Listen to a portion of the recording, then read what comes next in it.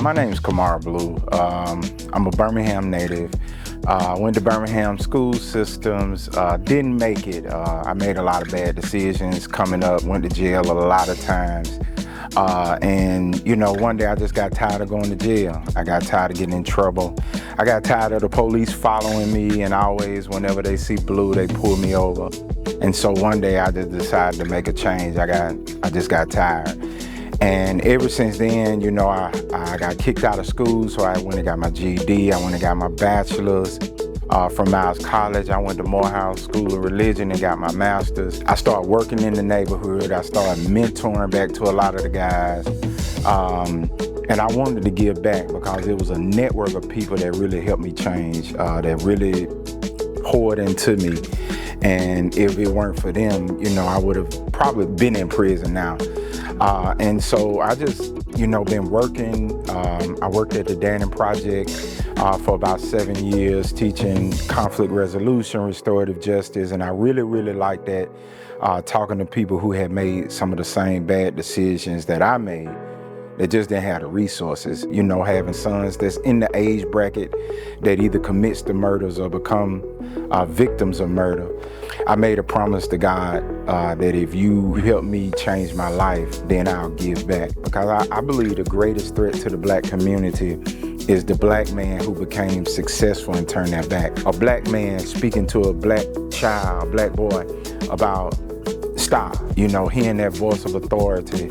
And it's emotional because sometimes that can be it'd be tense at first because they don't know if you mean harm or you mean good because they've never had that before. I don't think there are evil people, but I think a lot of these kids who commit crimes, they just make bad decisions because they allow themselves to be a product of their environment because they have nobody to pour into them. They don't have a support system. And so I want to be a part of their support systems, accountability that say, hey man, stop. I was like, well, you'll never see the stars again because inmates can't go outside at night. I feel like when I say stuff, it penetrates that callousness and it gets into a place and it marinates and it bothers them and it makes them think about stuff. The other day I was in Walmart and I heard somebody say, Mr. Blue. And they were so excited and they were loud. And when I turned around, it was one of my former students from the Dannon Project who had an attempted murder case and had been to prison. And he was just like, Mr. Blue, man, I let the game go. I'm doing it. I'm working. I'm taking care of my family. And so when I've seen that about 3 or 4 times, that's always a good feeling that what you didn't say, because sometimes you leave. I used to leave there just stressed out, like nobody heard me today, nobody cared.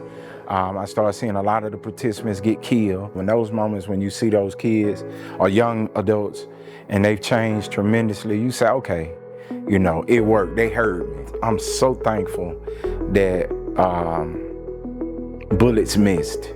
Because God spared me, it's my duty until death to give back.